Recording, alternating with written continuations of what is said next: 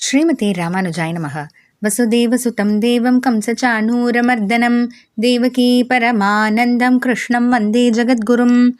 நாள்தோறும் பகவத்கீதையில் விபூதி யோகம்ன்ற 10வது அத்தியாயத்தில் நம்ம இப்போ இருக்கோம். இதில் பகவான் சில ஸ்லோகங்களா பக்தி எப்படி பிறக்குது, என்ன காரணத்தினால பக்தி பிறக்குது, அதுக்கு பிறகு எப்படி பக்தி அந்த மலருது, அதாவது அந்த பிறந்த பக்தி வளருது அப்படின்றதெல்லாம் சொல்லிட்டு வராரு. இப்போ 9வது ஸ்லோகத்தில் தன்னுடைய பக்தர்களோட பெருமையை பற்றி, அதாவது அப்படி ஒரு பக்தி அந்த பிறந்த பக்தி வளர்ந்த உடனே அவங்க பகவானுடைய பக்தர்கள் ஆகுறாங்க இல்லையா, அப்படிப்பட்ட பக்தர்கள் என்ன செய்கிறாங்க, அப்படி என்ன நடந்துக்கிறாங்கன்னு பகவான் தன்னுடைய பக்தர்களோட பெருமையை பற்றி ரொம்ப சந்தோஷமாக சொல்லிக்கிறாரு. 10வது அத்தியாயத்தில் 9வது ஸ்லோகம். மச்சித்தா மத்கத பிராணாஹ போதயந்தஃ பரஸ்பரம் கதயந்தஷ்ச மாம் நித்யம் துஷ்யந்தி ச ரமந்தி ச. மத் சித்தாக, அதாவது என்னிடத்துலையே சிந்தை லயித்திருக்கக்கூடியவர்களா, நெஞ்சு செலுத்திருக்கக்கூடியவர்களா அப்படின்ட்டு. மத்கத பிராணாகா, என்னையே வாழ்க்கையாக அவங்க கொண்டிருக்காங்க அர்ஜுனா அப்படின்ட்டு பகவான் சொல்கிறாரு. அதாவது நான் இல்லைன்னா அவங்களே இல்லை, அவங்க அழிஞ்சு போயிடுவாங்க அப்படின்ற அளவுக்கு ஒரு ஆழ்ந்த பக்தி. பரஸ்பரம் போதயந்தக, எப்போது இந்த பக்தர்கள்லாம் ஒன்று கூடினா அவங்க என்ன செய்வாங்க, எதை பற்றி பேசுவாங்க, தன்னை பற்றி பேசுவாங்களா, தன்னை பற்றி பெருமைகள்லாம் ஒருத்தருக்கு ஒருத்தர் சொல்லிப்பாங்களான்னா கிடையாது.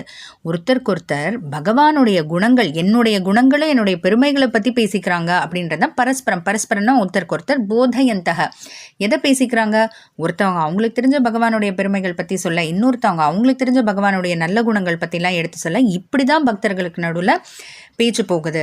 மாம் கதையந்தக, என்னுடைய சரித்திரங்கள், அதாவது பகவானுடைய சரித்திரங்கள், அவர் செய்த சேஷ்டிதங்கள், ஒவ்வொரு அவதாரம் எடுக்கும்போது அவர் என்னெல்லாம் செஞ்சாருன்னு அதை பற்றி பேசிக்கிறாங்க அப்படின்ட்டு.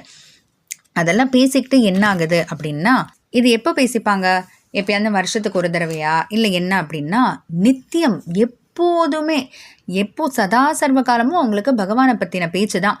பேசிட்டு துஷ்யந்திச்ச ரமந்திச்ச, துஷ்யந்திச்சன்னா மகிழ்கிறாங்க அப்படின்ட்டு, ரமந்திச்சன்னா மகிழ்கிறார்கள் அப்படின்ட்டு. எதுக்கு 2 தடவை சொல்லணும்னா, துஷ்யந்திச்ச அப்படின்னா இப்படிலாம் சொல்கிறாங்க இல்லையா, அந்த சொல்லி இப்படி பகவானுடைய சேஷ்டிதங்கள் பற்றி, பகவானுடைய சரித்திரங்கள், அவருடைய பெருமைகள் பற்றிலாம் சொன்னதுனால மகிழ்ச்சி. ரமந்திச்சா அப்படின்னா அதை கேட்டதுனால மகிழ்ச்சி. அப்போ ஆக மொத்தத்தில் பகவான் சொல்ல வருது என்னன்னா, தன்னுடைய பக்தர்கள் எப்போ அவங்க ஒன்று கூடினாலும், எப்போ அவங்க சந்திச்சுக்கிட்டாலும் அவங்க பேசுறது பகவானை பற்றி மட்டும்தான். இந்த மாதிரி பேசினா எங்கள் உலகத்தில் எந்த ஒரு தீங்குமே நடக்க போகுது. ஏன்னா யோசிச்சு பாருங்க, நம்ம பகவானை தவிர வேறு ஏதானு பேச ஆரம்பிச்சாதான் அங்கே தான் பிரச்சனையே ஆரம்பிக்குது. வேற யாரை பற்றியோ பேசி, இல்லை நம்மளை பற்றியே ஏதோ பேசி, அதை மற்றவங்களுக்கு பிடிக்காம, இல்லை வேற யாரை பற்றியோ தப்பாக பேசி, அது வேறு விதமாக போய் இப்படி தானே பிரச்சனைகள் எல்லாமே ஆரம்பிக்குது.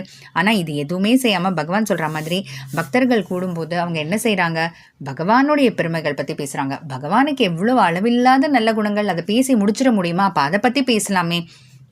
அடுத்து பகவானுடைய சரித்திரங்கள், எவ்வளோ அவதாரங்கள் எடுத்திருக்காரு அவர், அந்த அவதாரங்களில் அவர் என்னெல்லாம் செஞ்சுருக்காரு. ஒன்றும் இல்லை, கிருஷ்ண அவதாரம்ல அவர் செய்த சேஷ்டிதங்கள்லாம் மட்டுமே நம்ம பேசி முடிச்சிட முடியுமா, அப்போ இன்னும் பல அவதாரங்கள், பல சேஷ்டிதங்கள் இல்லையா.